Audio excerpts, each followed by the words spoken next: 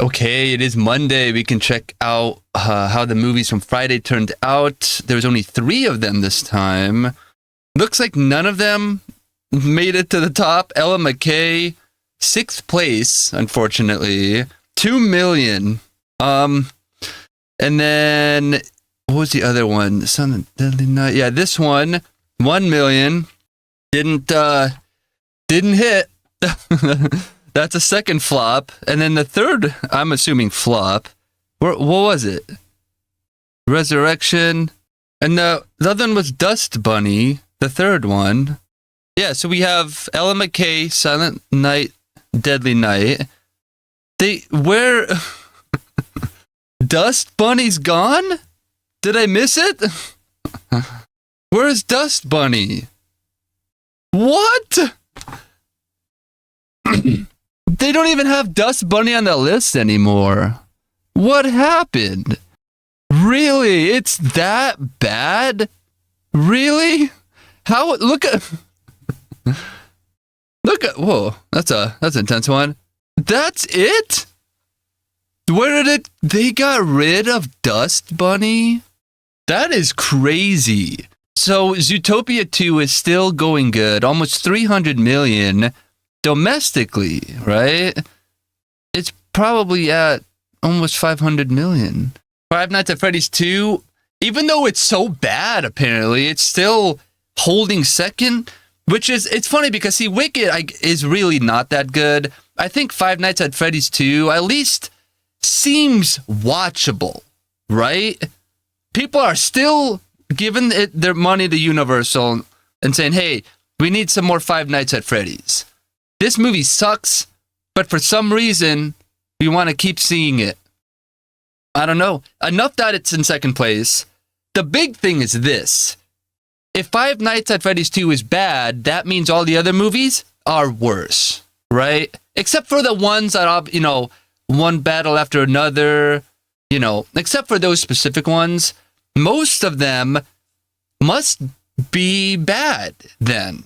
If they're not able to take Five Nights at Freddy's 2 out, that is bad. Why are people still seeing it? Do you think Universal is inflating it, maybe? Maybe they're paying, like bots, with the streamers and stuff?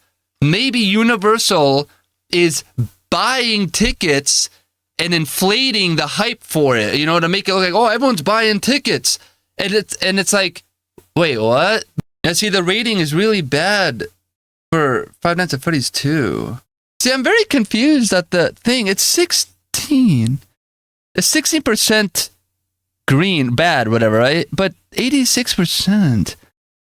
See, I don't understand that. If you go down here on this other one, the other chart, see here, look at that.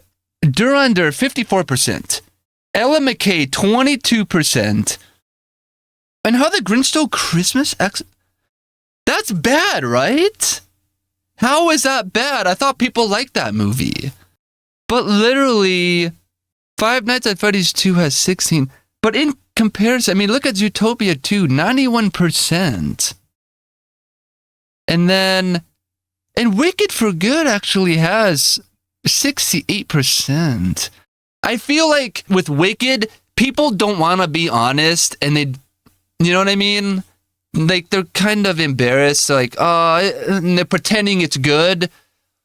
But I feel like you just need to be honest.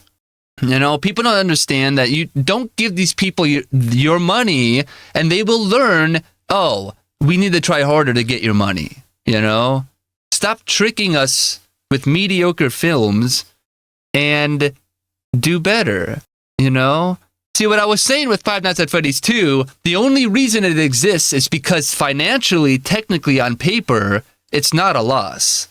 So that's why they're able to make the sequel. There's probably going to be a third one. So yeah, this is really funny though. This is hilarious. All 3 movies from Friday, Ella McCay, Silent Night, Deadly Night, and Dust Bunny, didn't make... What a shame. They got rid of Dust Bunny. I can't get over that. Why? Usually you see the movie down here. I didn't see it at all. Even Die My Love is still there. Didn't I see Begonia? Yeah, that's still there. Even Fackham Hall is still. How bizarre. Rental Family, Nuremberg. A lot of these movies just didn't hit. The Running Man. It didn't hit. Nobody wanted it. Predator Badlands, I think, is too childish or something. I don't know. Kill Bill is good, but it's already good. It's not really. If it came out today, I wonder, if this movie came out today, that'd be hilarious. Yeah, this is really interesting. Ellen McCay, 2 million. But The Grinch Stole Christmas, 262. Wow. I'm going to read some reviews for the 3 movies. The first one, Ella McCay. So we'll see if there's any new ones. 25 reviews so far, which I think is the same from Friday. 25. Let's see. December 14th. Yesterday then. Don't care about the low rating. I found this movie quite charming. 10 out of 10. Alan McCay has just been appointed governor and really hopes to make a difference, but when some situations involving her home life start crowding with politics, soon becomes impossible to balance things out. Interesting. I saw an entertaining film. Not sure what film the critics saw. James L. Brooks has always been that kind of filmmakers that know how to balance a drama and comedy. See, I laughed during the trailer, and because the jokes were crafted differently. It wasn't the same formula joke. It was a different way the joke was done, and I laughed. So I thought that was a good sign. It looks like it doesn't have all the elements of a story, but again, though, it could be that style of movie. It just doesn't call for those specific character arcs or something, But anyway, this continues saying, Emma McCay brings her acting chops. Oh, McCay. I don't know that actor. Chops to the role and really takes charge well. Jamie Lee Curtis steals the movie as Ella's aunt for every scene she's in, and actors who have small roles in the movie also have moments to shine. Even Woody Harrelson as Ella's philandering father. Cool. All right. Well, 9 out of 10. Disastrous marketing release and highly underrated. I didn't see any marketing for this. Poor timing. Poor timing made for this decent political comedy drama to flop at the box office. Why not a release date before Election Day, 2025, before November, and instead deciding to release this movie in December? The comedy drama about a young lieutenant governor learns about a shocking piece of news that will place her in the media spotlight while having to cope with a dysfunctional childhood, a husband who has his own opinion about politics, and handling idealism over politics. Something rare in today's governmental breakdown. So that seems like she's going to go through some stuff, and it's going to be how she deals with it in the end. The plot incorporates biting and edgy topics, simultaneously making one of the best raw and riveting portrayals of a woman trying to overcome her past trauma while attempting to mollify her husband and dealing with realistic governmental politics and her own strong, stubborn beliefs about the role of government. Okay. Well, I'm going to read any more just in case. 10 out of 10, the Lisa Simpson future president movie we all wanted from James L. Brooks, or a cousin of it. Oh. See, I was saying, the guy must know what he's writing. You know what I mean? He must know where to put, the pacing, and then, okay, we need the character arc here, or whatever. She needs to get the here to there. She needs to have this happen and that happen. Or the South Park guys explained it. You need to have it happen, therefore this happens, rather than and this, or whatever. So it's a better way to do it. You have to do it how it's what the character would naturally do, rather than what the writer would do. But this is interesting. If he really did, basically, was able to base it off of Lisa Simpson in a way, that would be kind of interesting. 5 out of 10.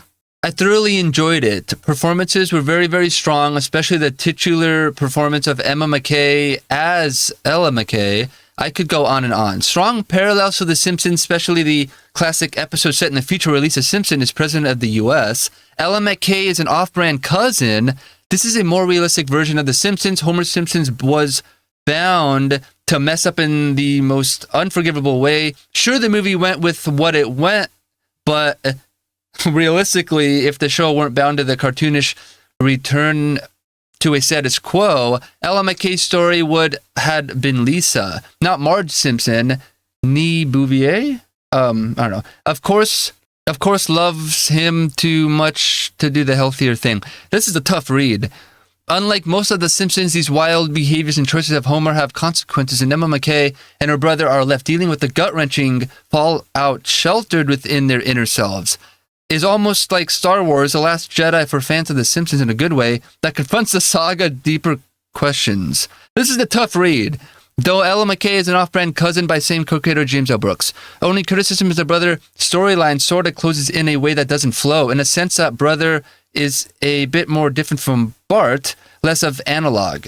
His father behavior damaged him to the point he became isolated and weird. You could draw the parallel a bit more to season 6 Bart of Darkness than the usual Bart. I hope this review convinces people to give it a chance, if only to see what I'm talking about. Is a place fans of The Simpsons, especially those older classic seasons yearning for closure, really need to visit. Maybe later I might expand the review. Anyway, that was a real tough read, but interesting. Yeah, so it's total worldwide, it made $5 million, so... But it still flopped, unfortunately. You can check out some reviews for Silent Night, Deadly Night. So there's 34 reviews, 7 out of 10 stars, entertaining trash. So this is from yesterday, this review. Today we went to see Silent Night, Deadly Night. It's a remake/reimagining of the 1984 shocker. I didn't realize this when I only managed 20 minutes of the original because the acting was so very bad. However, they kept the premise and gruesome follow-through. It's rated 18 for strong bloody violence for a very good reason. If you like the films like Terrifier or Thanksgiving, then you would enjoy this. It's very entertaining. Okay, that's good to know. 3 out of 10. Uh-oh. For his next... This was yesterday also. 3 out of 10 for his next directing projects. The director would be better off creating something original rather than rebooting a well-known property. Wow. Silent Night, Deadly Night is a reboot of the 1984 film of the same name, which already received a remake in 2012. Oh, so they're going to keep doing this one. This new 2025 reboot is written and directed by Mike P. Nelson, known for The Domestics and the Wrong Turn reboot from 2012. Billy Chapman witnesses the murder of his parents at a young age committed by someone dressed as Santa Claus. As a result of this traumatic event, he later decides to embark on a brutal revenge spree himself, also wearing a Santa suit. Just as he did with the Wrong Turn reboot, Nelson once again turns his reboot into a different kind of film. Although the movie retains references to the original, it clearly feels very different. Films can always evoke memories of other films, but this approach is still preferable to rebooting a well-known title and then pushing it into a completely different direction. As a result, fans or viewers familiar with the original may feel somewhat lost or disappointed. For his next directing effort, Nelson would therefore do better to create a more original film instead of clearly borrowing ideas from older movies. In addition to elements from the first Silent Deadly Night, this reboot also incorporates storylines from other films such as Child's Play, Venom, and Upgrade. The original film came out in the 80s, a time when excessively bloody murders were often portrayed as a result of sexual acts, followed by a deranged killer punishing those he deemed immoral. This reboot appears to take a more restrained approach and contains less excessive gore. The victims are now mainly people who make bad choices, which may be disappointing for fans of slasher horror. Okay. In addition, there's little clear information or background explaining why the killer commits his murder specifically during the Christmas season. Isn't that the name of the movie? A guy dressed in a Santa outfit killed the parents. That's why he does it. If it was a bunny guy dressed in a bunny outfit, guess when he'd do that one? If it was a guy dressed in a pumpkin costume, guess when he would do those murders? He often seems internally conflicted and at times appears more focused on finding a suitable romantic partner while attempting to leave his killing spree behind. Oh. See, that's the thing. So he's not totally scarred. Or like he is, but not entirely. If he realizes that he needs to stop. You know what I mean? I don't think Jeffrey Dahmer knew, like, I need a I need to do this 2 more times and that's it. You know, he seemed to like just do it. You know what I mean? But this person seems to like know that he has a problem, and he is trying to find a suitable romantic partner to possibly distract him from it all. So I don't know. Because of the copied characters and their weak, undeveloped storylines, it is also difficult to truly understand why they behave the way they do. As a result, you end up caring about this killer no more than you would about other slasher villains, except those others tend to have more unique characteristics than simply wearing a Santa Claus costume. That is so weird. See, perhaps what they needed to do is he needs to kill people who deserve to die, right? That's one thing that could really differentiate that specific thing, right? He's not just a mindless murderer, which I think Terrifier, I think Terrifier, what was his name? Art? I think he killed anyone, right? I don't think he had a pattern. I don't know. But this is like, yeah, he needs to kill people who deserve to be killed, right? Maybe other burglars, other thieves, maybe. And then during the movie, he steals money somehow from bad people. And he somehow gives it to people. Either he gives them the money directly, or he invests something and buys a new football, a new lawn for the football lawn thing, you know, area for the local high school. You know, and he kind of washes the money in a way. He launders it that way. And he basically, and you see him giving back to people, right? Wouldn't that be kind of good? Or he sneaks into a school and it looks bad and evil, and he goes into there, and then he opens up the kids' backpacks and he puts like $1,000 or $2,000 in everyone's backpack and leaves. You know what I mean? Or like, or he gives presents to people. He gives them money. He gives them gift cards. He gives them whatever, you know, something. Maybe he has it so thought out. He has a small business that like he kills some drug dealers. He takes over that house. His team cleans it up and he gifts the keys.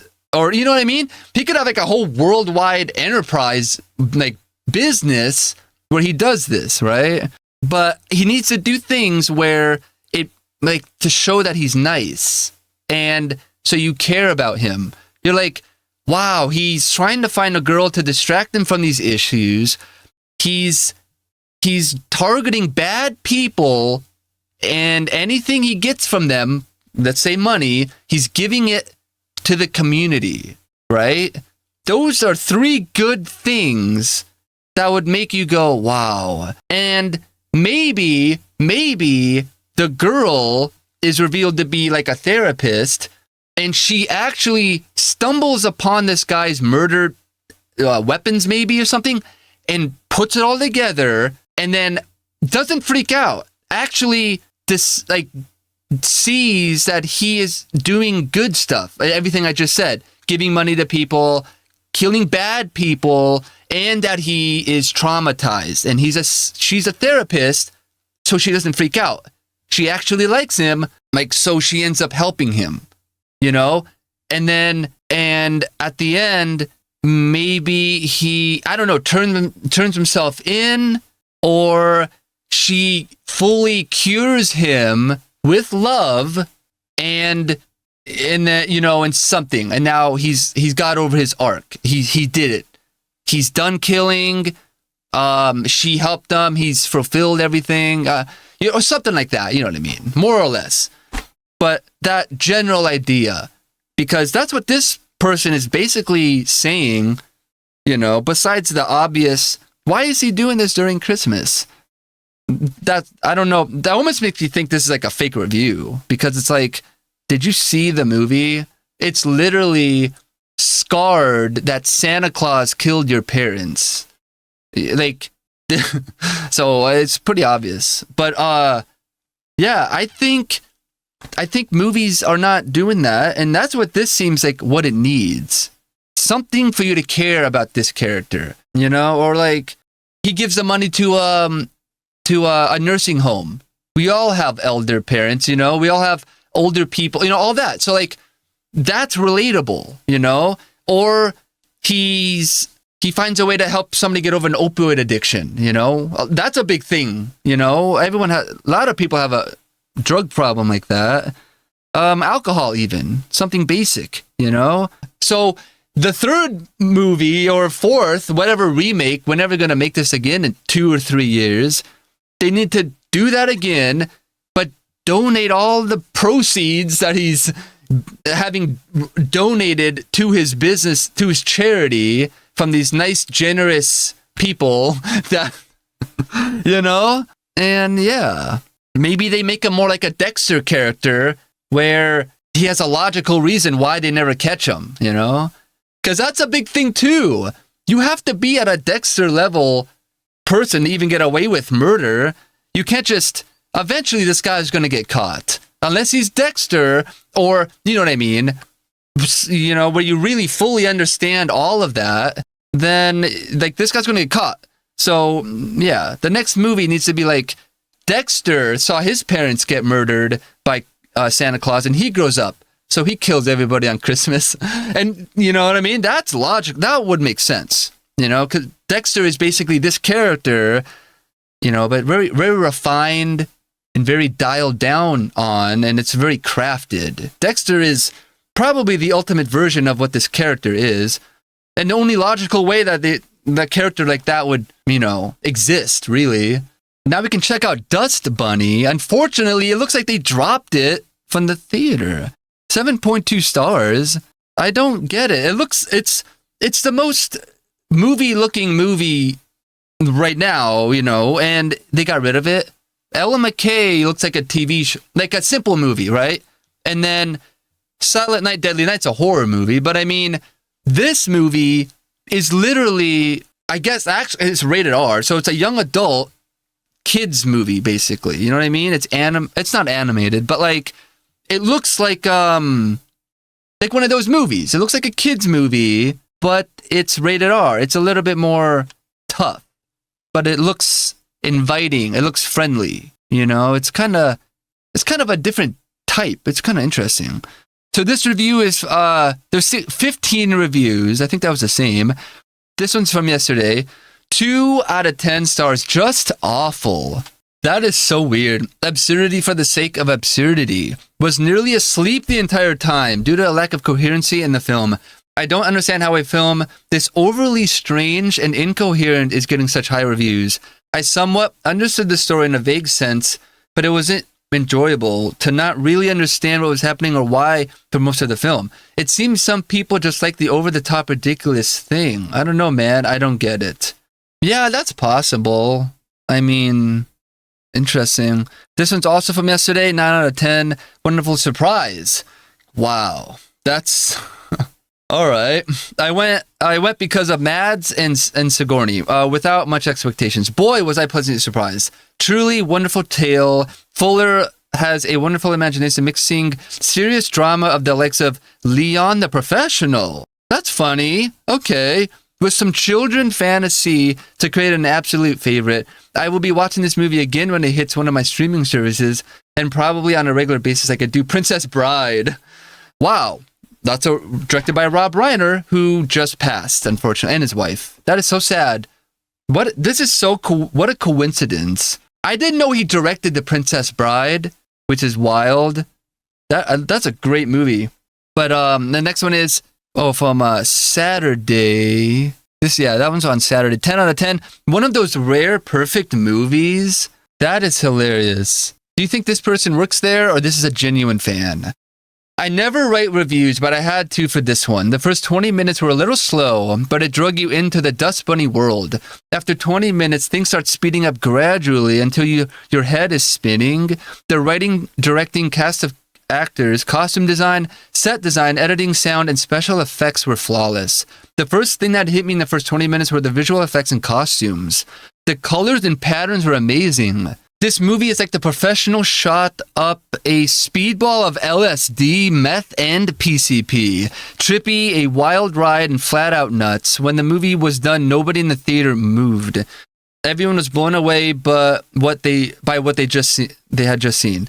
I have never seen a movie theater full of people watching the credits for anything other than a Marvel movie. Walking out, everyone was grinning ear to ear.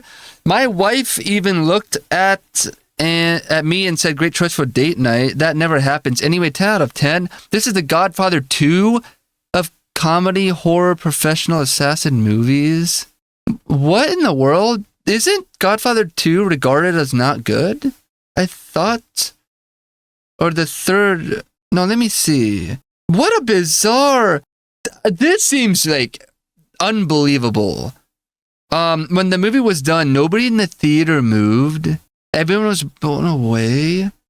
How was that possible? It's not even in the theater. No. It seems like they got rid of it. Walking out, everyone was grinning ear to ear. What? How is that possible? If this movie was that good, don't you think that they would have, the test screenings would have been like, whoa. And then the early reviews would have been like, whoa. And then they said, hey, let's up the marketing on this movie. And then they go all the way and then they make it a #1 movie. And it is like, is that, this is a weird review. Do you think this is real? It's believable in some spots. And this one's believable because the movie looks like this, right? And this could be a generic AI response that says, 20 minutes, right? But this part's pretty believable. That makes sense because of the trailer. But then this does not look believable at all. Nobody moved, and it's spelled wrong. Everyone's blown away. What in the world? And then he makes this reference. This is The Godfather 2 of comedy, horror, professional assassin movies. What does that even mean? Clark Honke. Do you think this is a real review? There's no way this movie is that good. 4 out of 10. Monster elements and CGI are so poorly handled that I can't give this a passing score. Let's see some of this and if this is believable. I recently watched the film Dust Bunny in theaters. The story follows a young adopted girl whose parents are eaten by a monster living under the bed. When she discovers that her neighbor is an assassin who knows how to kill monsters, she comes up with the money to hire him to solve her problem. The film is written and directed by Brian Fuller, who did Hannibal, and stars Mads Mikkelsen from Hannibal, Sigourney Weaver, David Dastmalchian, Sheila Atim, and Sophie Sloane. This is a frustrating movie because there are elements I genuinely liked. The cast is outstanding, and the cinematography and overall filmmaking are top tier. See, that makes sense. It looks like it. Looks good. The settings, decor, costumes, and visual presentation are artistic and remarkably polished. Unfortunately, the storyline is shaky and further undermined by inconsistent CGI. Oh, okay. I strongly dislike the monster design and the fireworks fight sequence. Okay. These issues are partially offset by how well the church scenes and the flower restaurant sequence are executed. The young lead's dialogue and performance are solid, and even the soundtrack works well. That's good, because, the child could be distracting or a bad actor, whatever. However, the monster elements and CGI are so poorly handled that I can't give this a passing score. In conclusion, Dust Bunny has more misses than hits. I'd rate it a 4 out of 10, and only recommend it if you can't find something better to watch. In comparison to the 3 movies, that is, I don't know if people want to see a violent movie. Dust Bunny, they're both rated R. Silent Night and then this Dust Bunny are both rated R. So what do you see? Dust Bunny, I think, is less violent, for sure. I don't think Mads Mikkelsen is ripping people's arms off or whatever. Or dropping a car on people. Because I don't think that's happening in that movie. So this is interesting. I don't know. Wow. That's really funny. December 12th. I think I read these other ones. That's so unfortunate. And they got rid of it from the theater. It's not in the theater anymore. They said, get that movie out of here. We don't want that. Like, which one? Dust Bunny, Ella McCay, or Dust Bunny? Get Dust Bunny out of here. We don't want it. I mean, And then like, well, what about Ella McCay and what about Silent Night, Deadly Night? What about those two movies? I'm like, no, that's okay. We'll leave that. Like, all right. I don't get that. Why is it not here? How bizarre is that? I'm going to check the Dust Bunny page and see if they have money, the budget or anything on that. 339,000. It didn't even make $1 million? Oh. Why does a movie look like that? What? Look at this movie.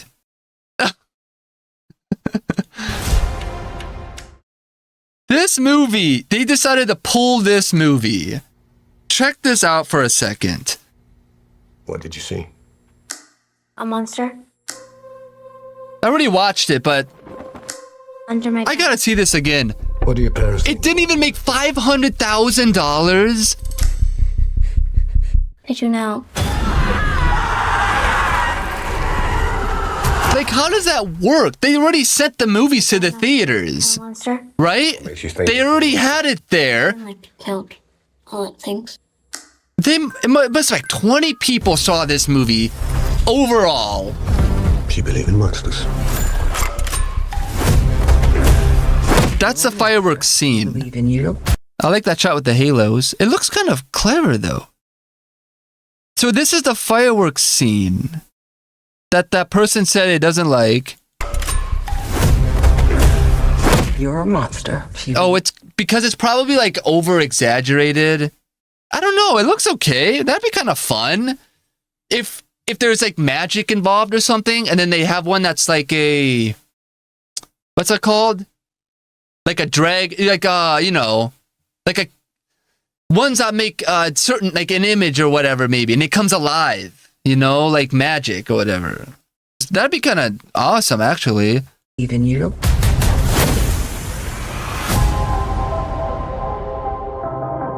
A monster didn't need your parents. I think it looks bad because it's a trailer and probably like my bandwidth or something. And this probably isn't the top quality of the trailer. The high quality one. I don't think I can't even pick a high quality anyways. A monster eat your family. Have you seen something you shouldn't have seen?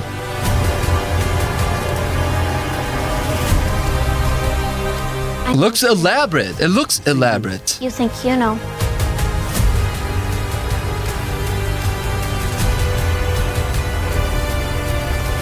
Her being here won't stop them. They will go right through her. David S. Malchin. That's so cool. You seem triggered. You got the girl? I got the girl.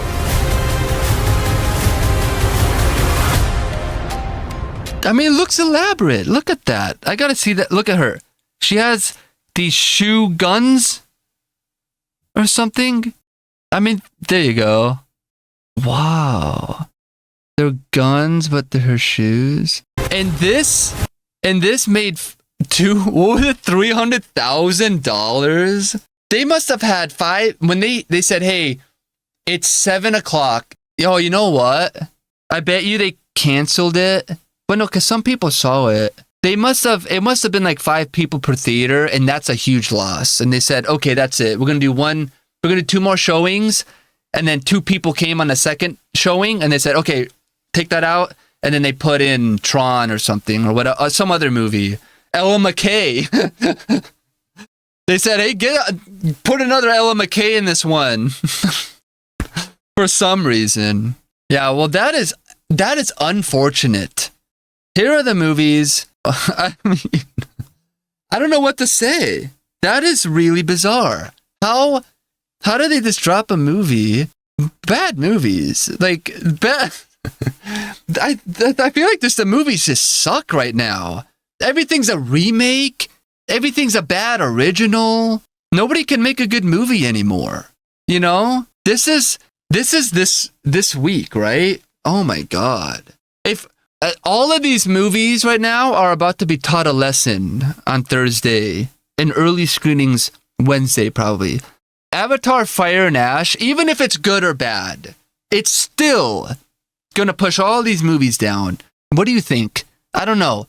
Usually now, like the first Avatar was different, you know, and the second one, I guess, wasn't amazing. I don't know. It's still good, but I think it is kind of criticized. Like Avengers Endgame was kind of messy, I think, you know, in comparison to the other ones. They're a little bit more polished. I think like this Avatar Fire and Ash will definitely make over 100 million opening day by Monday. I want to say 200 or 300 million, you know? It's going to do what Wicked was supposed to do. It's going to do what The Running Man was supposed to do. And yeah, unless the SpongeBob movie, which is not a Christmas SpongeBob movie, by the way, unless that movie can really, like, if it's really good and it has what it takes to take out Avatar, the third Avatar film, making a trilogy, you know, that would be insane. I don't think SpongeBob could do that. But I don't know. I haven't watched the trailer for Avatar yet. Or David. I saw an ad. I think that's like a Jesus movie or religious. And then The Housemaid. I don't know what that is. And the SpongeBob movie. So on Thursday, we'll watch all those trailers, 4 movies, and then we'll guess how they're going to turn out. And yeah, would that be hilarious if Five Nights at Freddy's 2, Avatar comes in second? It makes a lot, but then by Monday it's second. No, I don't think that's going to happen. I think Avatar is going to push Wicked and Five Nights down. It has to, right? And yeah, and the IMAX is going to be sold out or whatever. And then next week is Anaconda, Marty Supreme, another A24 film, and Song Sung Blue from Focus Features. This Paramount, isn't this the Warner Bros. Or whatever? Larry Ellison? This is from them. So they own SpongeBob, which is going to be, yeah. Wow. Yeah. So this is really interesting. Is this thing on from Searchlight? That one looked, I thought I saw something for that. That looks kind of fun. Father, mother, sister, brother. Okay. Well, anyways. So yeah. This is really interesting, but yeah. Anyways, comment down below about what do you think happened to Dust Bunny? I think 20 people saw it, and then the second screening there was like 2 people and they said pull it. And yeah, and then if you saw any of the movies, what did you think about them? And on Thursday we'll check out the rest of these movies and we'll watch the trailers and see and guess how they're going to turn out.